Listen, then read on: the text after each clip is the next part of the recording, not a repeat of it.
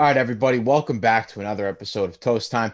Joined as always by my co-host Jackson Law. He's in great spirits today. The Grizz stole game one from the Jazz, and they're taking Yeah, it on baby. tonight in game two.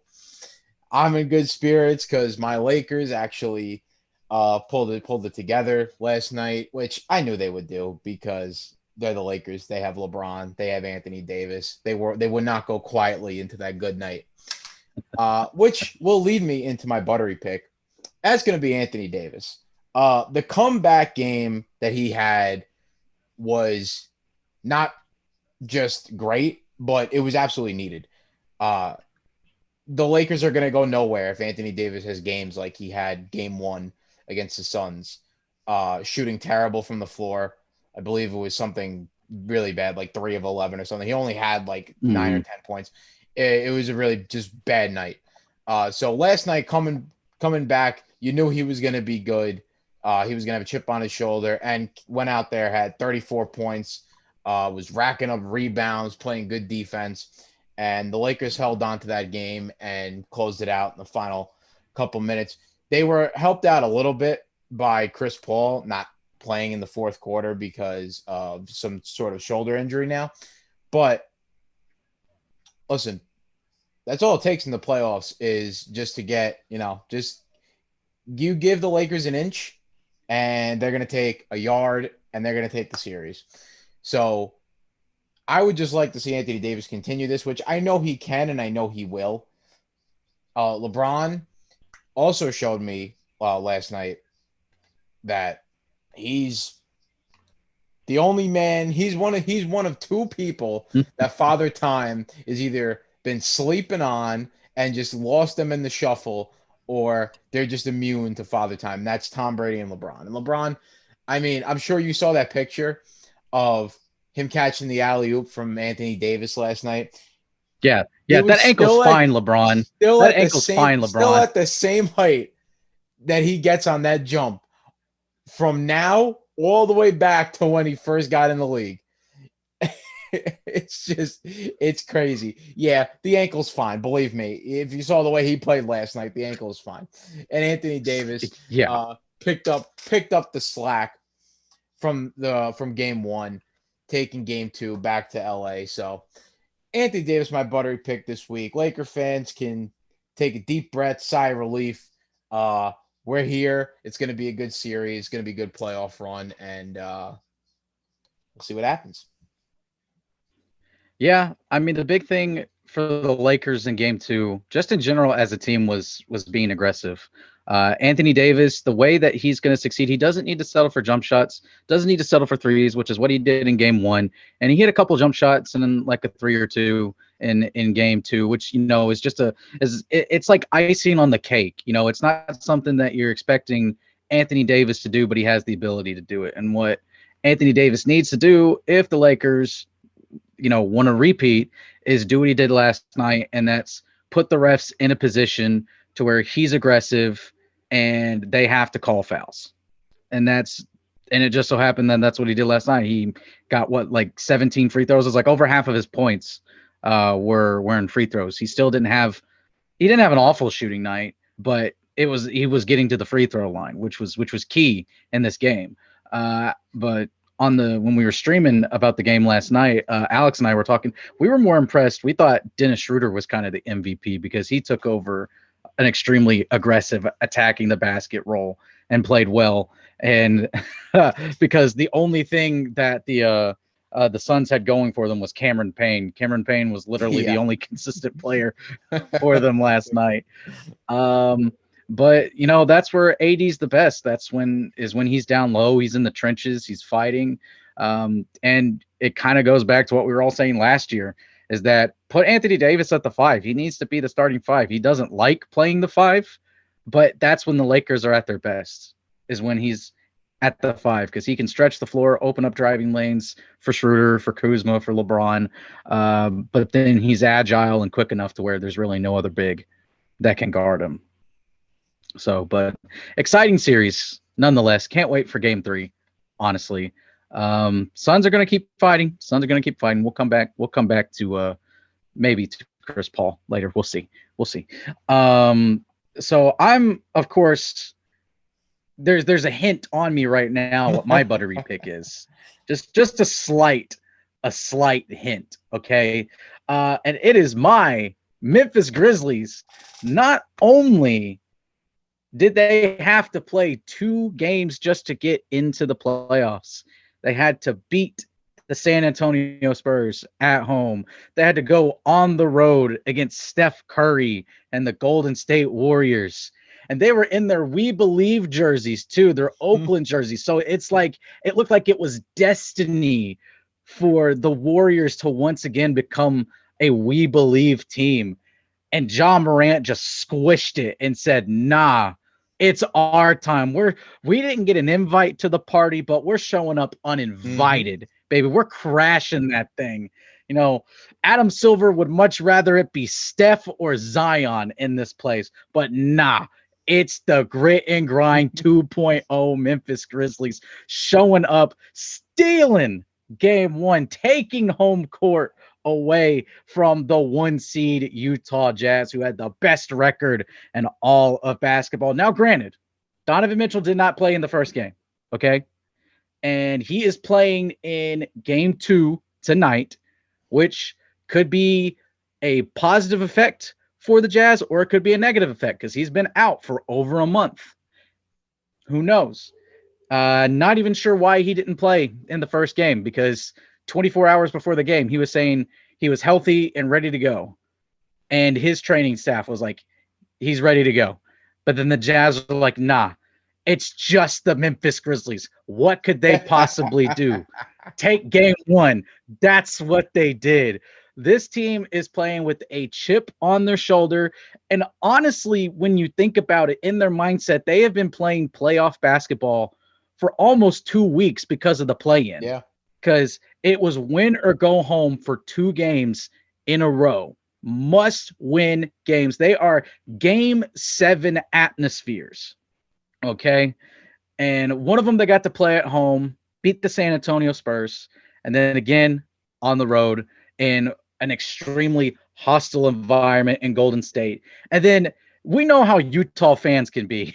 Okay. We all know what kind of fans Utah fans are for a number of reasons. The Twitter fans are right, but it's the IRL fans that, you know, they say and yell things that they should not be saying. Okay, who would have thought, you know? But kudos to Memphis for running in there, stealing game 1, regardless of what happens in game 2. Even if they lose, they'll be going to Memphis with a tied series. And again, Buttery Pick 2.0 is me, because I landed tickets to go to that game 3 on Saturday. Super excited, super pumped. First game I've been to since December 2019, right before my wife had her baby, right before COVID hit, and then the first playoff game since 2017. And I was at the last playoff game because they beat the Spurs in OT on a game-winning shot. So let's go Grizz, baby. Yeah, that's great that you're going to that game. Should be fun. It's going to be a hell of a fight. But I love the way the Grizzlies have been playing. I'll tell you this. The first playing game against the Spurs, I just knew that the Grizzlies were going to win that game. The Spurs didn't scare me at all. They didn't even, really pop up on my radar. I get it. Can't underestimate Greg Pop coach team, but nevertheless, Grizzlies still took that out. The Warriors game, that game impressed the hell out of me, and basically against everything that you said prior, how the Grizz never play well on national television. They've been playing well on national television for about 2 weeks now, and I think the whole country is finally starting to see that the Grizzlies are for real. And also the Utah Jazz, number 1 seed. Even though Donovan Mitchell wasn't playing, you got your boy Dylan Brooks dropping 31 beans on them. Dylan Brooks out of nowhere with the 31 piece. It was Dude, he played so well the past 2 weeks. He made me write an apology letter to I him. know. I see it.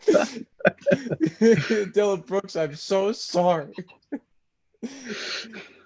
I, listen, man. That's what happens when guys actually perform the way that you know that they're capable of.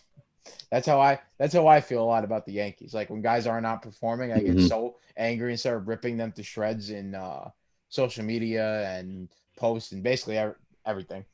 And then they start playing well, and I'm like, see, I knew you could do it. I just had to get you going a little. So speaking of the Yankees, I'm gonna go to my burnt pick, and this is really the only baseball thing I got for today, since we're knee deep into NBA playoffs right now. But the Yankees, here we go again with the IL stints. It's it's just here we go again. First, we lose Aaron Hicks. He's done for the year. Um, Not gonna lie, I think it's a positive. He's horrible, but now we lose Mhm. Corey Kluber for at least 2 months after he just pitched a no hitter last week and had some injury I have never heard of before, because that's what baseball players do. They get injured in ways that I've never heard of before. It was a uh let's see, I got it right here, a subscapularis strain. Now, I don't know what the hell a subscapularis is. I just feel like they make stuff up at this point. So he's Yeah, missing you two you months. got me there. There goes our number two. So our number two starter done for 2 months. Uh, Giancarlo Stanton's been on the IL for about a couple weeks. Boone said he'd be back Friday, so we'll see. Um, oh, and Luke Voigt, the guy who literally just came back maybe a week ago, right back on the IL now with an oblique strain.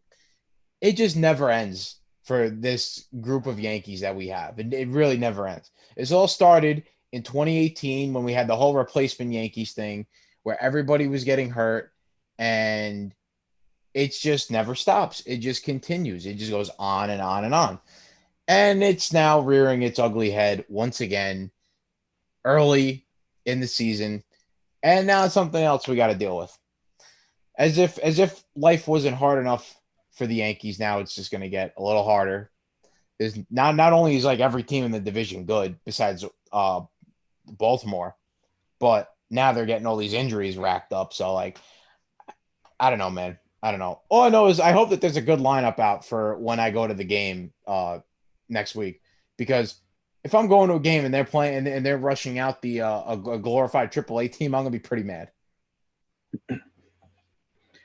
Yeah, it's tough, dude. I mean, it's one thing to be like a terrible team and you lose because you suck, but it's another thing where it's like you know how well your team can be, but everyone starts to go down with Uh huh. injuries. And so then you're not in a position to keep up, which is something that's happened to the Yankees. Like it feels like the past 5 years, we've talked about it beforehand. It's like they had their old training staff, they fired them all because everyone was Yep. always Yep. hurt. Yep. Get the new medical and training staff in, and everyone's still hurt. So It's like, who do we blame at this it's point? tough, dude. I can't blame anybody. Yeah, There's nobody to blame now.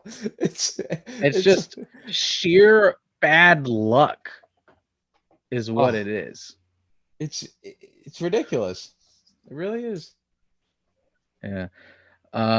So I'm actually gonna stick with the Grizzlies and Jazz playoff series here for my burnt pick, but I'm going with the Utah Jazz specifically because how do you keep your best player on the sideline when he's fully healthy and he needs to get back into game shape if you want to make a deep run? Even if the Jazz still lose game one, you know what you've done if Donovan Mitchell plays? You got him one game ahead of where he's going to be now, of getting back into the flow of the offense, back into playing shape, and back into a game day mindset. Okay. I'm not, I mean, he could just as easily pop off tonight as he could show a lot of rust. Maybe he shows rust for the first quarter or the first half, and then he comes out um, after having a little bit of a break, he comes back out and all of a sudden he starts to hit those shots again like he normally does, and the Jazz start to pull away and they end up winning the series 4-1. If that happens, it happens.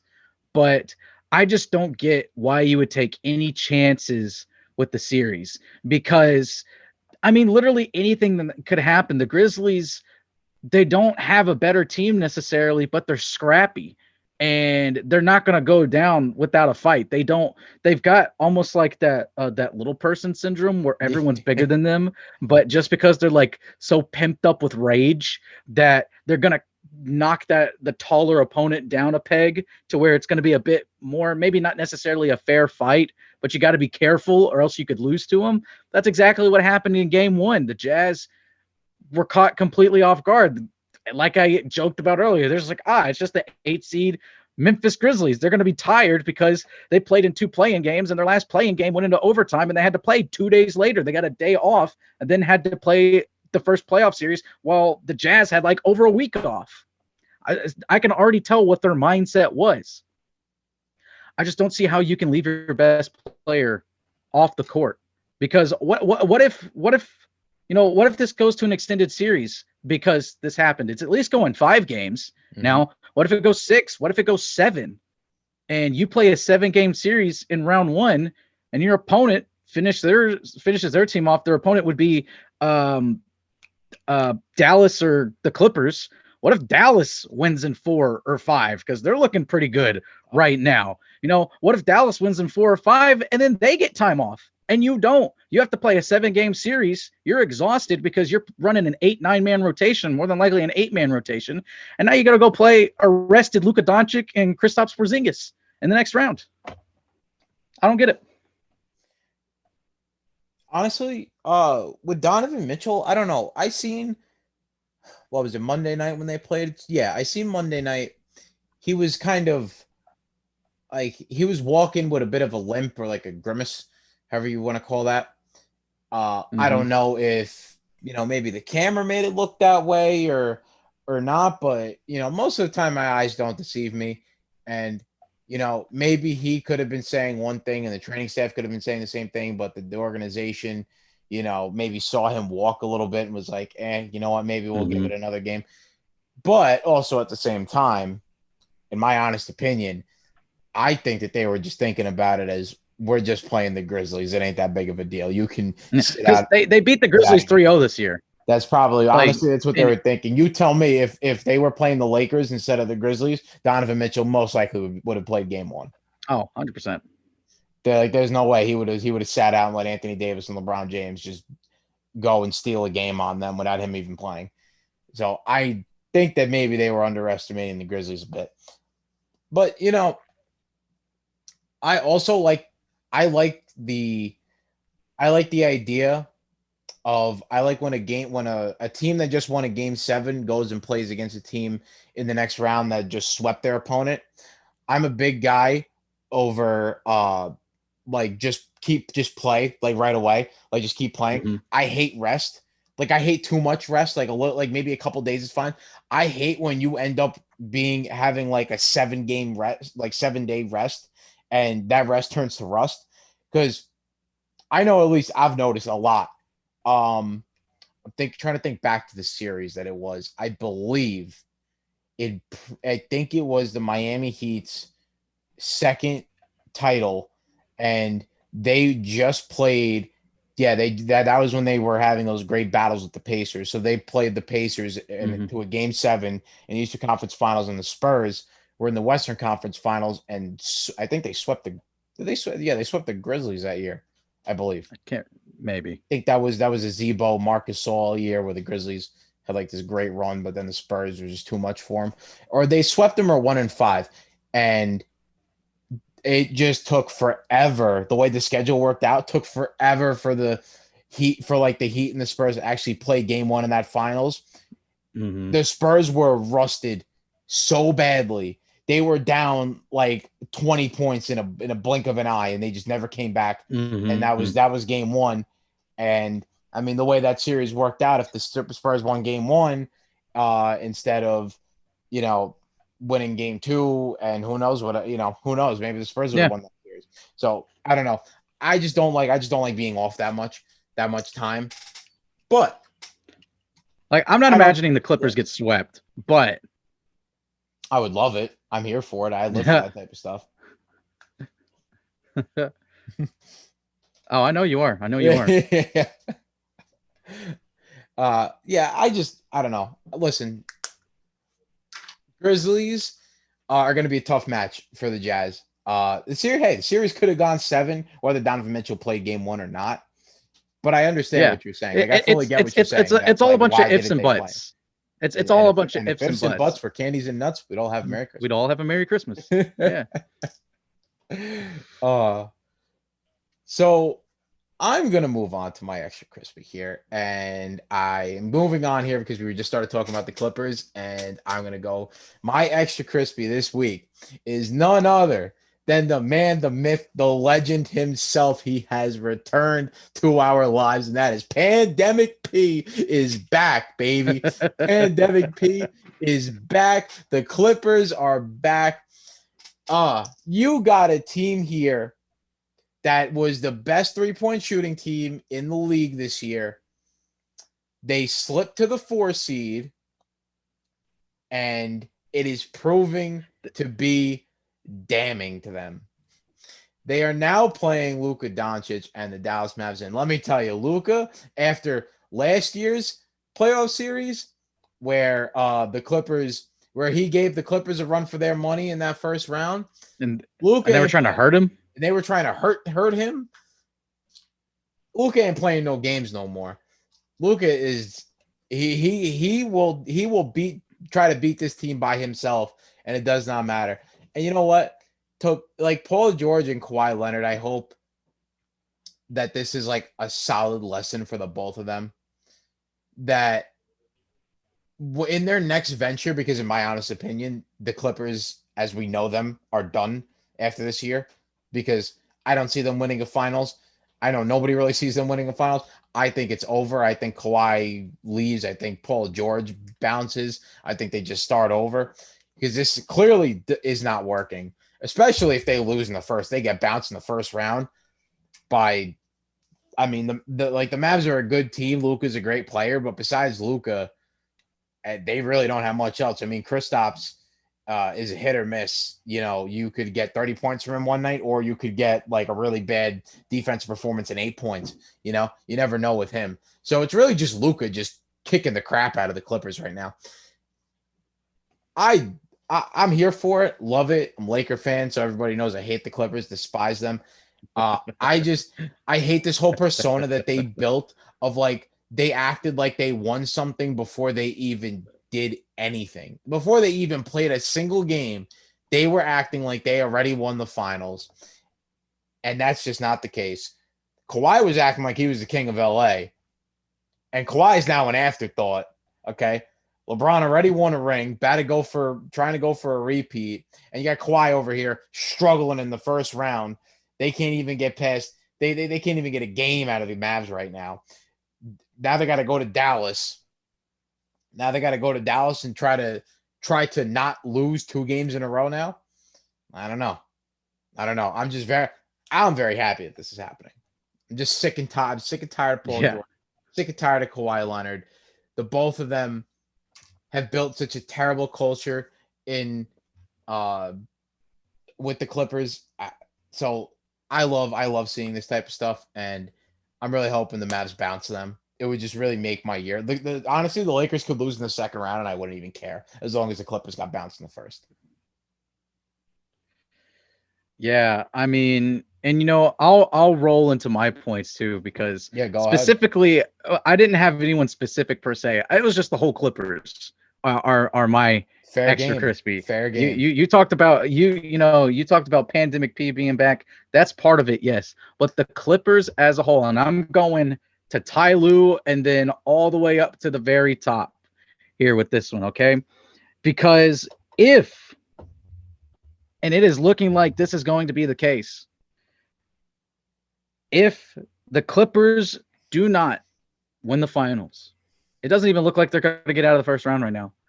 This will be one of the greatest disasters of a franchise in the history. Yay. Uh-oh. I kind of froze for a little bit there. I think you're okay. Am I good? Yeah, yeah, Okay. yeah, Did yeah. you, You're did you hear fine. what I was talking about? Like it being one of the greatest Yeah, disasters in the yeah, NBA? yeah, yeah. Okay. Things kind of froze up there for a minute. Yeah, now you're good. All right, but again, could be one of the greatest disasters in the NBA. I mean, it would be fairly up there with as big of a failure as like when Dwight Howard and Steve Nash went to the Lakers to team up with Kobe and how big of a disappointment that was. But the thing that makes this worse though is that if Kawhi and PG leave, then they're going to have to rebuild. But what are they going to rebuild with? They don't own their first round draft pick for years Yep. to come. They have 3 picks given away. They have like 1 or 2 picks that have that are swaps and like 1 that's lottery protected. It's crazy. And they gave up players like who has turned into an absolute star in OKC. I mean, it's a disaster. There's nothing I can say about it. And it's like specifically going after Kawhi Leonard here, we talk about how good of a defender Kawhi Leonard is. Why is he scared of Luka Doncic? Why will he not guard Luka Doncic? Why He do you doesn't keep want the putting smoke. Patrick He Beverly? doesn't want the smoke. Why do you keep putting Patrick Beverly? And this goes to Ty Lue. And Doncic dropped 39 on Patrick Beverly. Granted, you also had Tim Hardaway Jr. and Porzingis played extremely well that game. It was essentially those 3 guys that carried the Mavericks to victory. But you have home court advantage, and not only have you lost home court advantage, it's like fully, literally in the court for the Mavs right now. Yeah. Scenario, you come out, you split.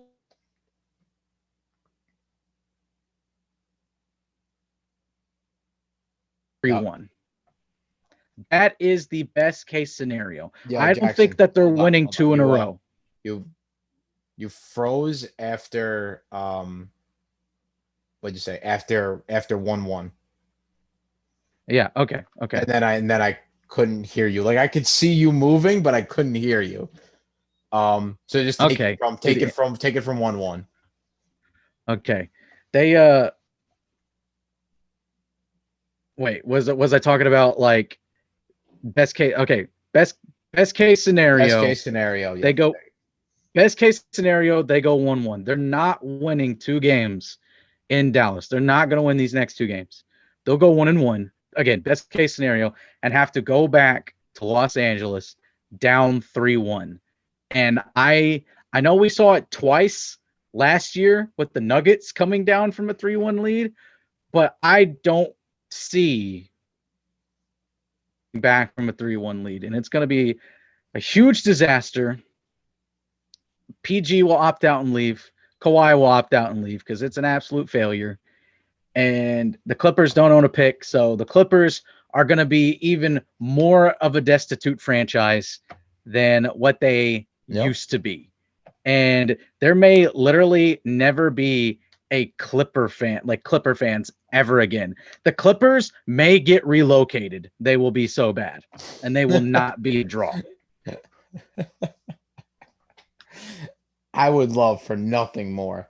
Also, so tired of all these fake Clipper fans. They just came out of the woodworks when Kawhi and PG went there. Like I've never even met a Clipper fan before, and then all of a sudden you get 2 superstars. Now all of a sudden you guys are Clipper fans. These like people like that. You're just like Miami Heat fans from the years of 2012 to 2014. It's exactly what you are. Like you are literally no different. It's so stupid. But very happy that that's happening to them. All right. So my banana bread pick sponsored by Monkey Knife Fight. Just quick reminder, guys. Monkey Knife Fight. It's a daily fantasy gambling app. You go on there, make some bets, make some money. It's actually really easy to use. Pretty fun. Also, don't forget use our promo code Vendetta. You get a 100% match bonus up to $100. And that's about it. Pretty simple. So, my banana bread pick this week is going to be we're going to go for Sunday here. Sunday, you're going to want to do the multiple games pick. And here's what I'm feeling I'm feeling we're going to take Luka, LeBron, and Harden 1.5 at over 1.5 triple doubles. So basically saying that 2 out of these 3 guys are going to get a triple double. And I will check the odds with you really quickly, but I'm pretty sure because I've bet this multiple times now. Pretty sure that it is times 4. I believe it's times 4 or times 5 the money you put in, which I want to say it is times 5. Okay, so it's times 3. Times 3 the money you put in for the multiple games. So times 3 the prize. Listen, Luka has been torching the Clippers. He didn't really come close to a triple double. I think he had like 35 and 5, but I think he'll put up at least triple double. And James Harden is a triple double machine. So far during this playoff series, Kevin Durant has been the one to really light up the Celtics, and basically the offense is running through him. But as we know, and we've seen the Nets, they can run the offense through any one of those 3 guys, Durant, Kyrie, or Harden, and they work best when Harden is playing point and racking up assists and getting fouls and scoring points at ease.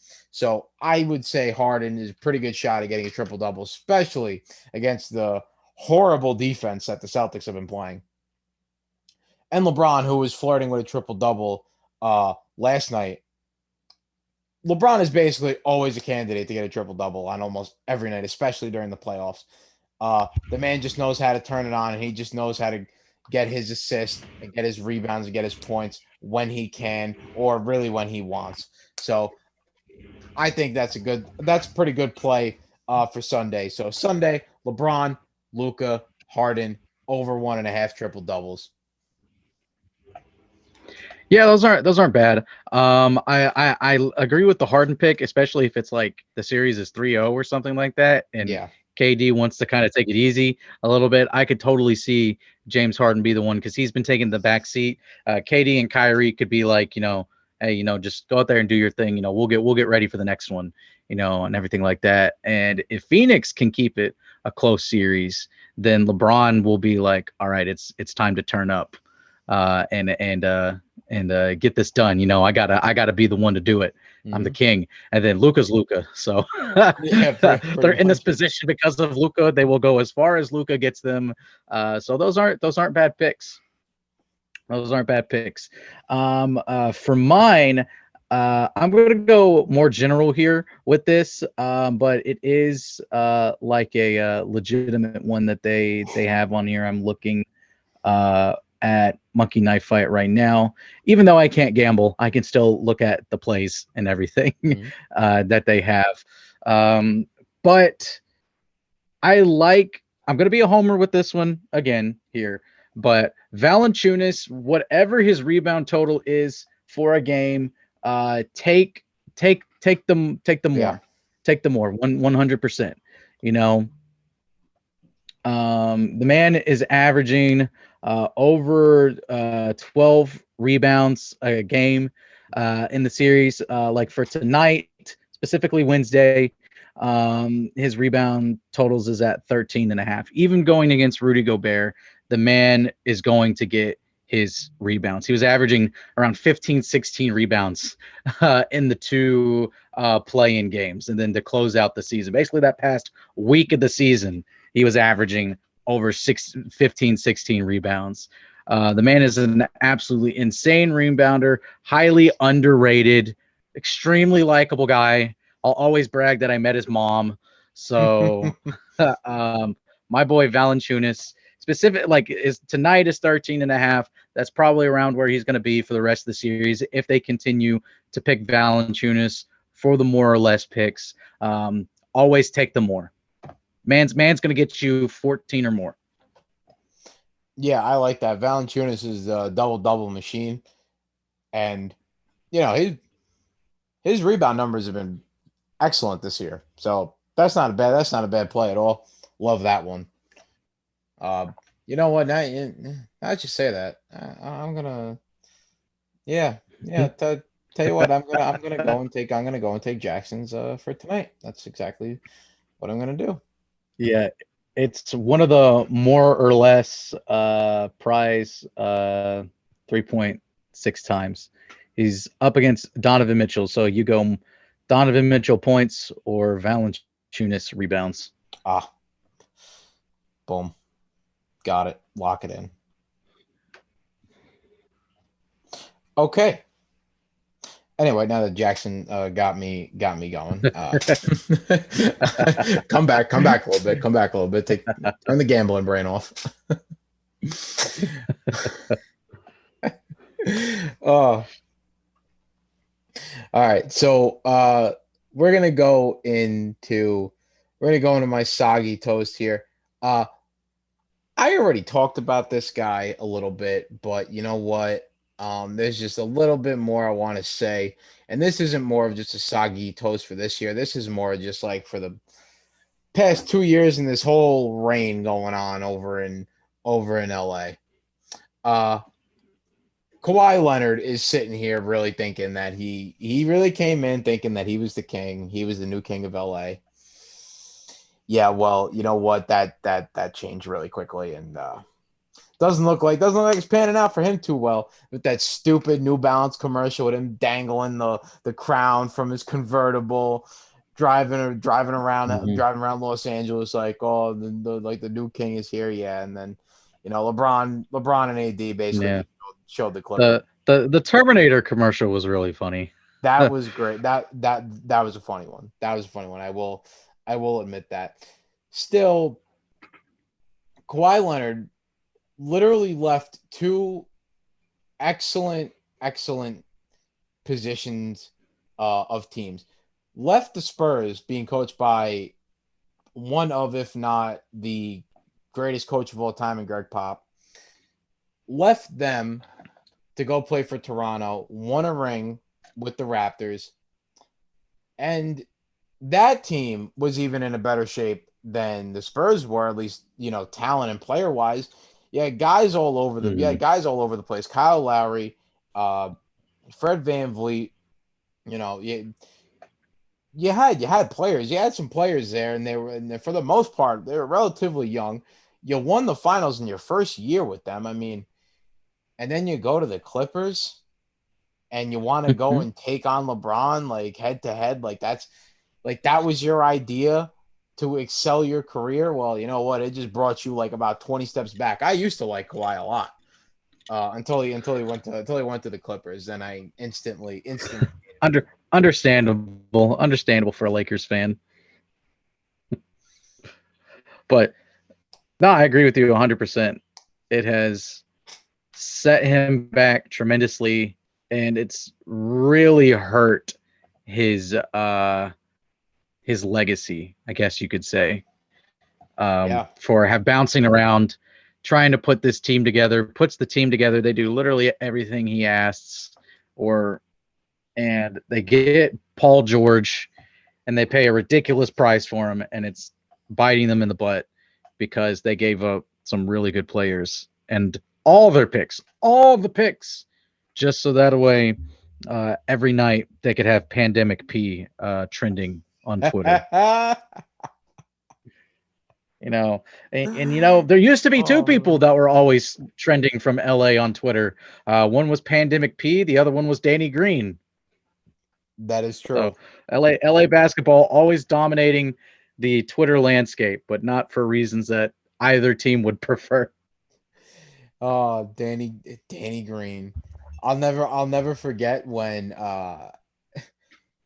I'll never forget when he missed the game-winning shot in Game 5 when the Lakers were already up 3-1, and like Laker fans were like threatening his wife. And listen, I'm part of Laker Yeah. Nation. There's a lot of good fans out there in Laker Nation, but there's Hmm. also a lot of like just really just messed up ones. Like that's messed up. First of all, it's only Game Nah, 5. every We're up 3-1. Well, you know what? Like, who cares?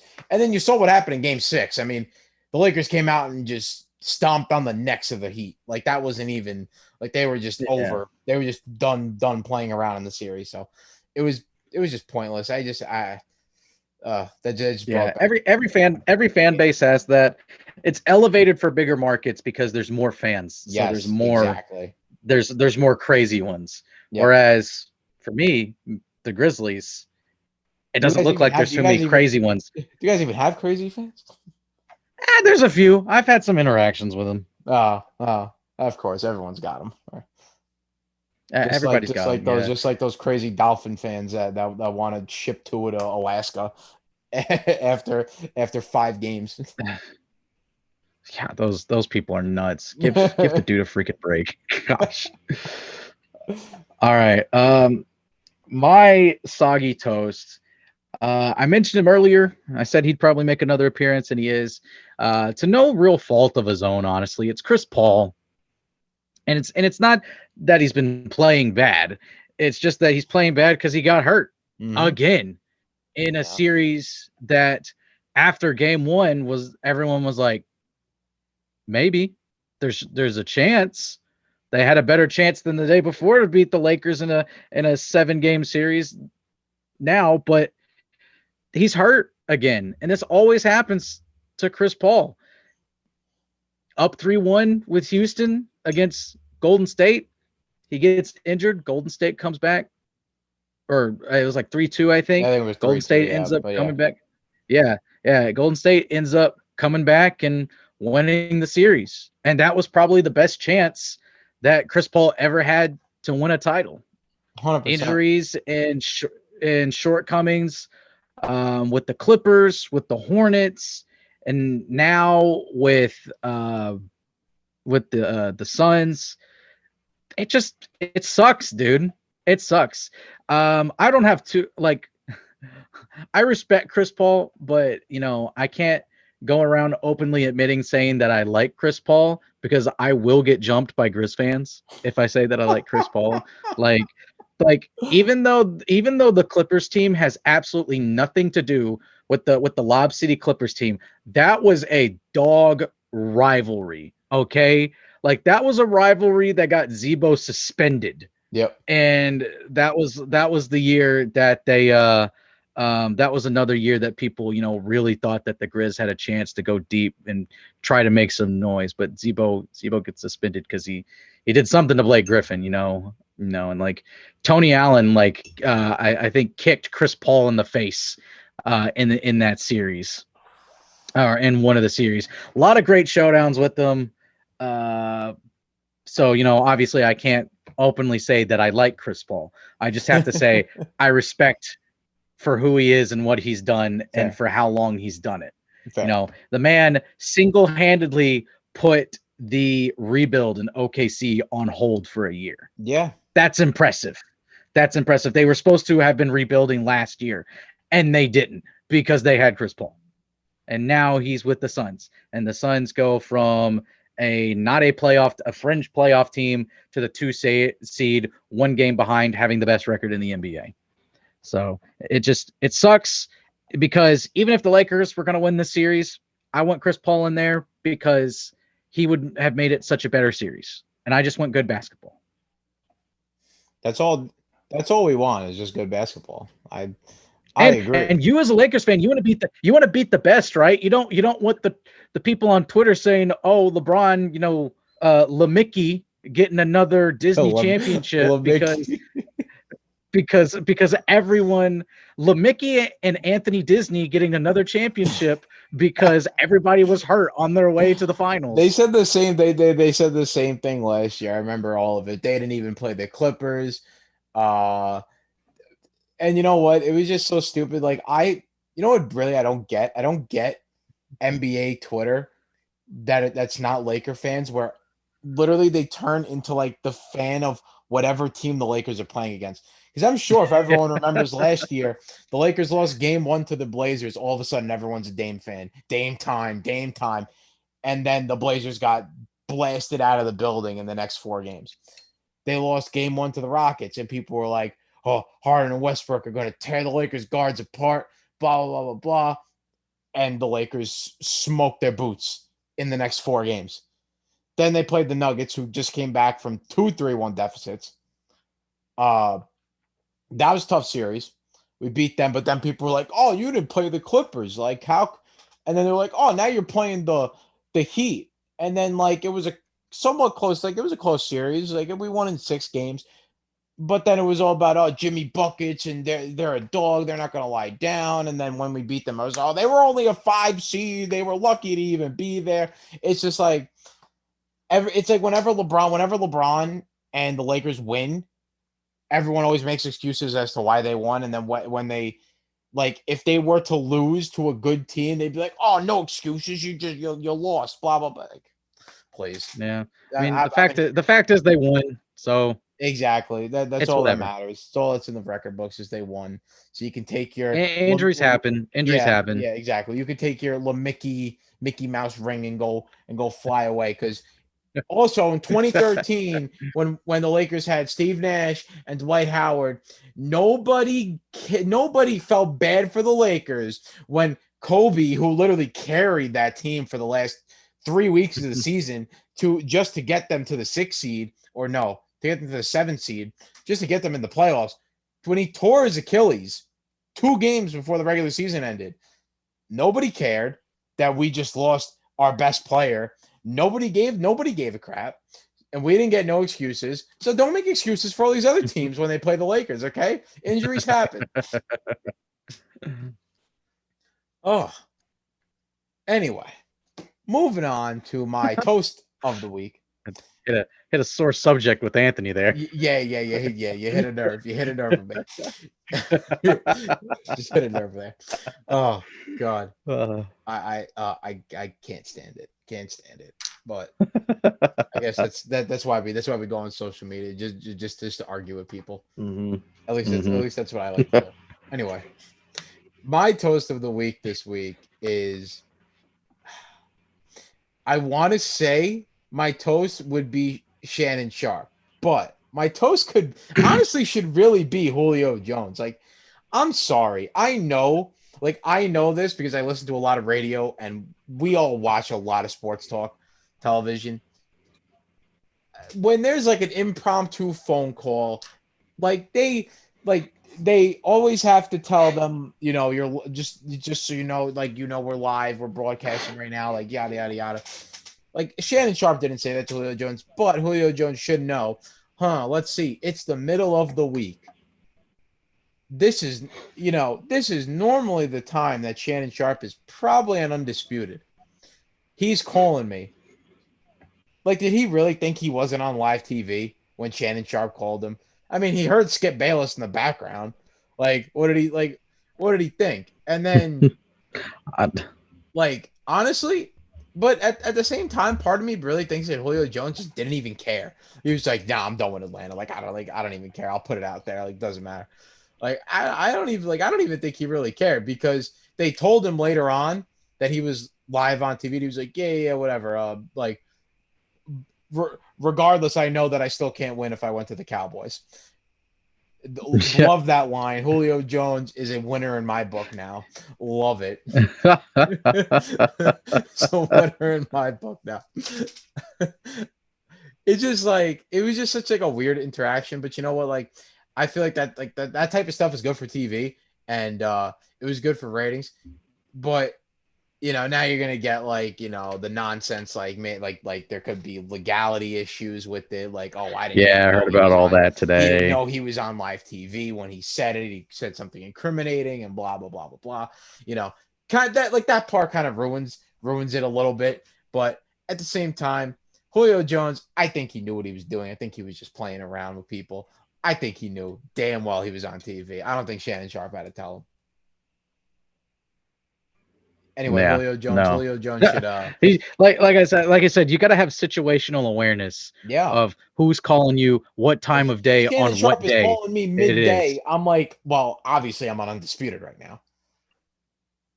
Like, Yeah, you know, you just got to know the deal. dude, I watched the clip, watching Skip's face where he's like, ask him about the Cowboys, like that, and he's like, you want to stay in Atlanta or you want to go to the Cowboys? And he's just like, I want to win. Sharp's like, you ain't doing that with the Cowboys. He goes, no, And he's I just like, know. yeah, He's like, yeah, I yeah, I know. know. Because Oh, Skip is as delusional with free agents and draft picks as yes. the Knicks are with free agents. Yep. Is like, we're getting everybody. We're gonna trade up and get Kyle Pitts. We're gonna trade a 6th rounder to get up and get him. Random crap like that. It's just. Skip Bayless is But like the prototypical Cowboys fan. He really is. yeah, but speaking of the Knicks, my toast of the week is just seeing the Garden packed and loud in a playoff Yeah, game it's again, great. man. It's great. It's beautiful. It's beautiful. And the Knicks have even climbed back and have had an amazing third quarter and are starting off the fourth quarter just as hot. Rose is having an amazing game. Shout out to D Rose. Yeah, it's really For the good Knick fans out there, because I know you're out there. Again, most interactions are with the people that think they're getting everybody, that thought they were getting KD, Kyrie, and Zion all in one year. I'm not talking to you guys. I'm talking to the true Knick fans that were fans and were showing up to the Garden when they had absolutely horrible lineups out Langston there. Galloway and Andre Yeah, Bargnani and yeah. You like in 15, 16, and 17, like the fans that tuned in and watched then. This is for you guys. Good job. Picked you guys to win the series. Please win the series, because again, I had some very mean Hawks fans, and I do. yeah. We don't want Jackson having to go to apologize to these I don't delusional. want to do that. I'll be a man and admit I was wrong if the Hawks win the series, but Yeah, we don't want to do that. go Knicks. I want the Knicks to win. Just because I'm a New Yorker, I know a lot of Knicks fans, and also I like to say this because somebody, I think one of my friends said this to me. He goes, "Yeah, you're actually rooting for the Knicks." I said, "Why wouldn't I root for the Knicks?" I said, "I am a New Yorker." I said, "Yeah, I'm a Laker fan at heart. Like if they played each other, I'm rooting for the Lakers, but they're playing the Hawks. I'm gonna root for the Knicks." I was like, "I'm not a dick." It's like my brother and sister-in-law, my brother-in-law and sister-in-law. While my brother-in-law was in pharmaceutical school at the University of Kentucky, it was the year that Kentucky was going on their undefeated run. Yep. They were like massive sales off at everywhere. So like they were like 20-0 or something. And so it was like 20% off at like restaurants, at retail stores, at like local markets. They went 21-0. The sales bumped up to 21% off, stuff like that. So they were obviously rooting for the Wildcats to keep going, because it's like, we love the sales. We love the vibe that's going on in Lexington right now. So I doubt that happens in New York. But yeah, no, but I understand rooting for a team just because you're there, but they were also reaping the rewards because it's a college town and everyone was flipping out that they may go undefeated. I'm sure. I tell you what, nothing would be better in New York City, like the Yankees winning a World Series and going on a parade. That's awesome. The Giants winning the World Super Bowl, going on a parade. That was great. Loved it. I went to the parade in 2011. It was great. Great. City loves it. People don't actually understand what would happen in New York if the Knicks were to ever win the finals. Like, I don't think people would understand. It would be almost like the Big Bang all over again. The explosion of like anger and happiness and just like euphoria. It would just all combine into one. New York would burn down. New York It would burn down. burn to the ground. It would burn to the ground. It would be like when the Eagles won the Super Bowl. Pretend you get that, but times 100.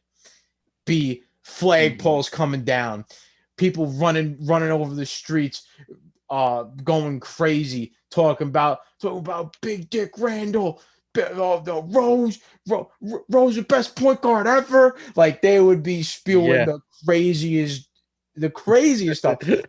They would be talking about immediately retiring the numbers of Julius Randle, Derrick Rose, and RJ Barrett in that exact moment.